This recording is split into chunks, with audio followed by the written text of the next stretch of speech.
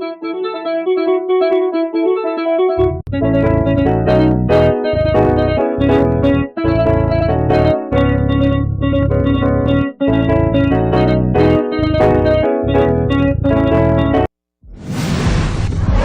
bisperas ng Semana Santa long holiday, mga terminal ng bus siksikan sa dami ng humahabol sa pag-uwi. Sayang naman po kasi yung sweldo ngayon, kaya pumasok na lang po ako. Sa mga paliparan, may mga pasaherong nakuhanan ng baril at bala, pati iligal na droga. Tutukan live ang daloy ng trapiko sa mga pangunahing kalsada palabas ng Metro Manila. At ang mga turistang mamamasyal, pero nagnilay-nilay pa rin sa isla ng Boracay. 4 na dekada ng Kristo sa Kutod sa Pampanga. Magpapampako muli sa krus sa huling pagkakataon dahil gusto nang magretiro.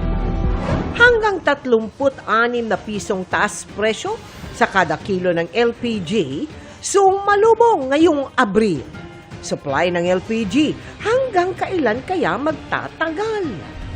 Grade 6 student matapang na isinumbong sa Malacanang ang umano'y nagaganap na panggagahasa sa mga kabataan sa kanilang lugar sa Camarines Sur.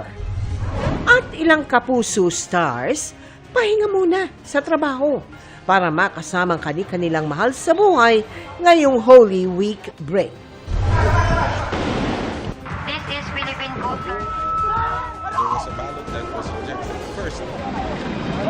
Live mula sa GMA Network Center, ito ang 24 Oras.